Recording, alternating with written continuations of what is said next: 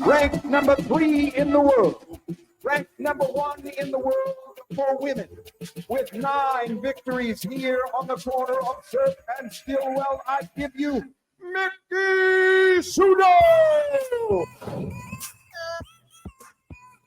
I give you Miki Sudo, who's going to be in Vegas. UNLV alum, big event coming up with the pregame meet and greet up on the Torch Terrace. Willie, Mickey's going to be there. Kenny Mayne's going to be there. And then we've got a competition of eating donuts. Mickey's in. Mickey, how are you? It's Steve and Willie in Vegas. I'm great. I'm pumped for this weekend. I'm not. I'm very scared. When I was offered this spot, I said it was one of the scariest decisions I've ever had to make in my life. But, you're the pro, so I'm sure you're looking at the competition. You're like, this is going to be so easy.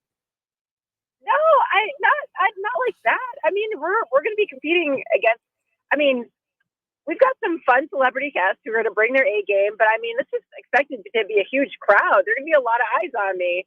So, the pressure's on, and I don't know. I'm just looking forward to a good time. So my question is, Mickey, when you have a situation like this where it's somewhat of like at the All-Star game, it's not the All-Star game, it's the celebrity game. It's a pro-am. It's a pro-am. Do you put it in the back of your head like, I cannot let any of these jabronis beat me? No, yeah, it would be more shocking than anything. I guess I'd be shocked and I'd be really excited that we might have some like new blood on the competitive eating circuit. But no, I don't really put that sort of pressure on myself. I guess the only pressure I feel is to put on a good show. I want everybody to, come to Torch Terrace excited. I want everybody to be fired up for the game, look forward to the halftime entertainment. I just want everybody to have a good time. So that's the only way I feel the pressure.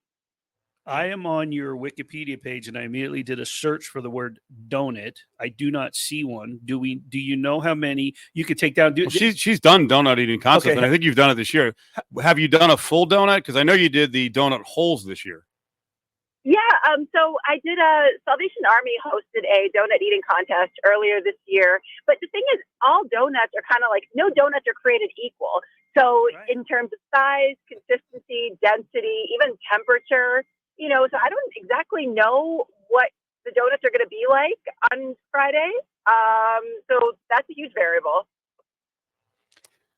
You have no information, nor do I. I know where they're getting the donuts from. I'm not going to announce where it's from. It's more of a cakey style donut. And the rules are basically it's 2 dozen and it's speed eating.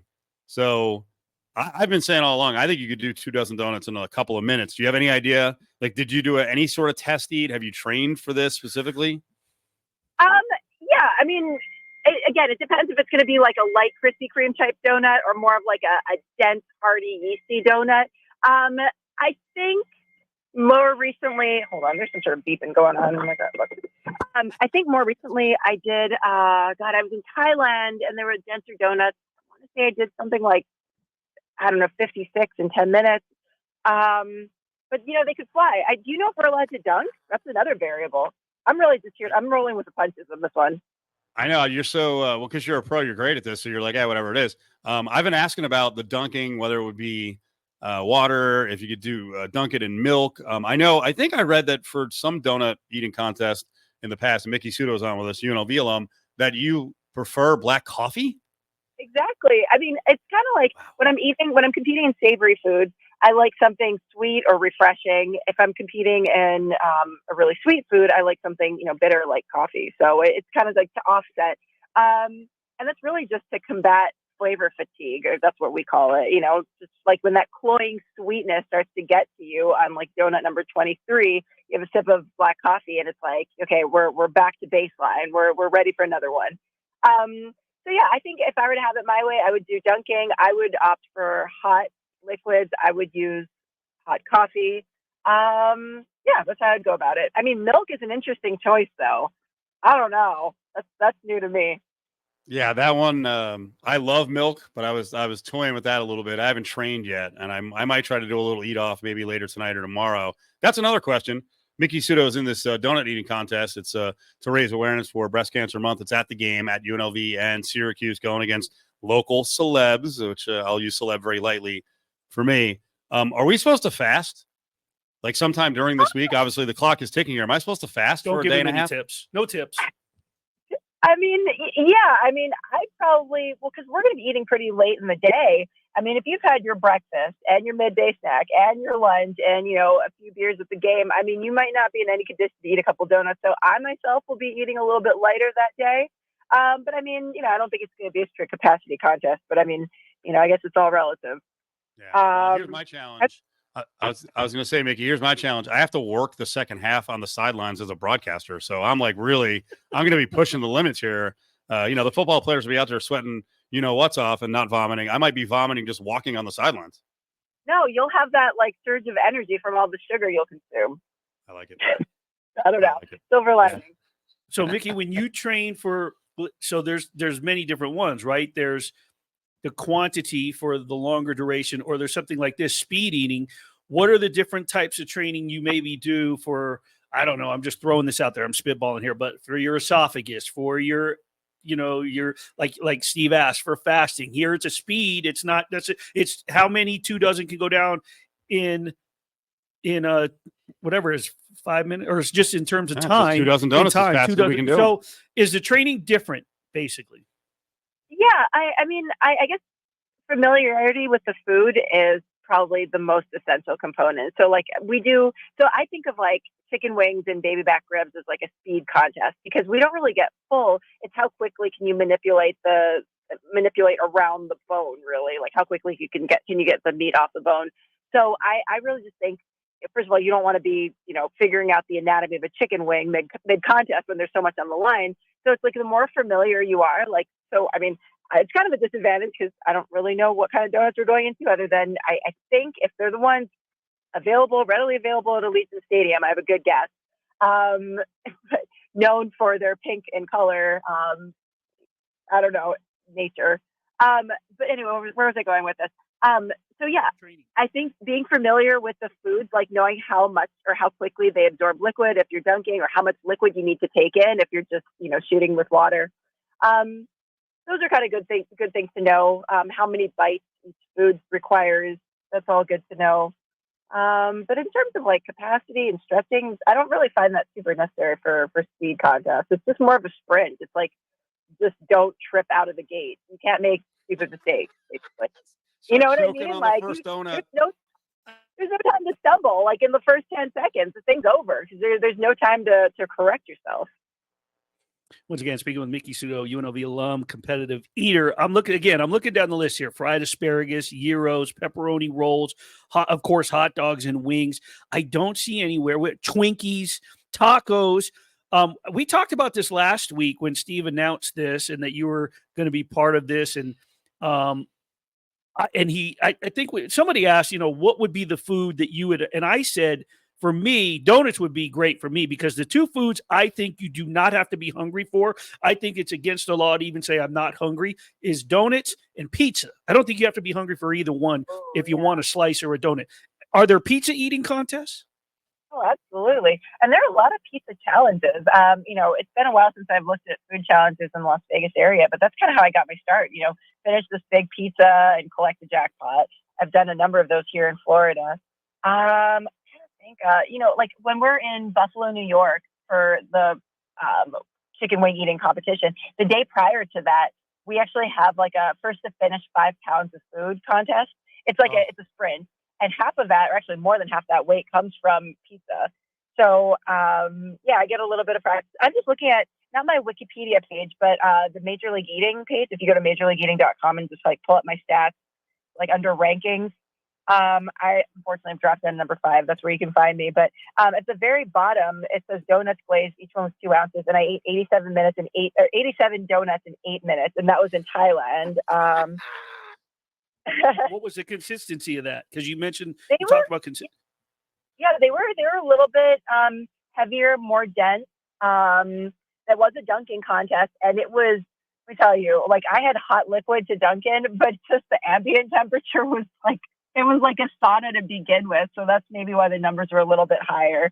87 in 8 minutes. I mean, for that pace, I don't know if I can do that. I don't know if I can eat that fast on Friday, but I'll be shooting for something like that. I mean, 24 donuts, you'd basically be done in like 230, 240. Miki Sudo's with us. So this is for, a great thing for awareness of breast cancer. It's also great for you. I don't know how often UNLV has called you and said, hey, you're a distinguished alum. Come out and do an event with us. That's cool. Pretty sure UNLV. I don't know where I fall. I don't know. UNLV has a lot of distinguished alums. I don't know where I fall on that list. But it is. It is flattering to get a call. Because I think I just think like Guy Fieri comes to mind, but I'm sure there are like many people on that list ahead of me.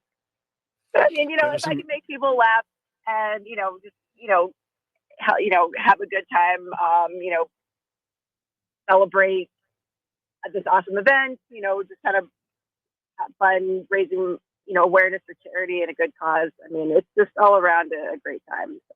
Mickey, this one alum that stood out to me, and I thought about this last week. He was before your time, but he was the world's strongest man. He won the Mark Philippi, and he was a strength coach for the Rebels for a while. But he won the world's strongest man competition, where you see like them pulling the semi truck with their pulling it along with the belt around their waist. I would imagine that someone like that, a power lifter, a strength coach, something like that they could possibly compete. Absolutely. Jeff Esper, who's ranked at number 2 or 3 with Major League Eating, he's a former power lifter, and he's like unstoppable when it comes to some foods. Like he can eat pizza faster than anyone. It's kind of weird. Like all of us have like little niche things. Like my husband Nick is a former bodybuilder. Jeff Esper is former power lifter. This guy from Australia, James Webb, played. He calls it football, soccer at a high level. So it's just like you've got some very competitive, traditionally athletic people who do pretty well in competitive eating. I don't know what the correlation is. They were just very competitive and hate losing no matter what it is. Miki, did you watch Kobayashi and Chestnut? I thought it was one of the most incredible things I've ever seen in terms of the lifting each other to a new level. It was nuts.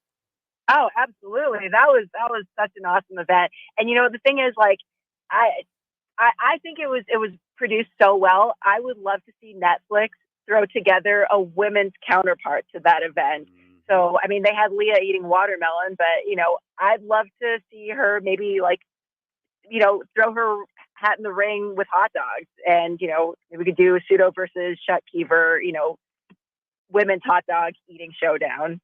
It wouldn't be unfinished beef. I don't know how that would go, but yeah, I just think bringing competitive eating more mainstream, especially to the Netflix platform, was really cool. And I can't wait to see more of that. So one last thing, and this is about this contest. I noticed when Chestnut and Kobayashi are going at it, they were freaking drenched. They couldn't dunk, but they were drinking a lot. Do I need to should I do this in like a raincoat? Because I'm going for it. Like I want to be soaked. What do I wear? That's such a breath of fresh air, because typically when, non-competitive eaters, get talked into doing contests, they're just so timid and they're like eating with their pinkies out. And I would love to see somebody like dive head first and not be afraid to get messy. Water is your friend. It's going to help lubricate the donuts. I mean, I think there's like a diminishing return point. It doesn't mean like the messier you are, the better, but the water definitely helps you go down. And if it's a dunking contest, you can't be afraid to, get some, drips on your shoes or something like that. Exactly. Well, Miki, we appreciate a couple minutes here. I'm thrilled that you're going to be in this contest and destroy all of us, and we'll see you on Friday, okay? I can't wait to see how you do. We'll see you. I have no shot.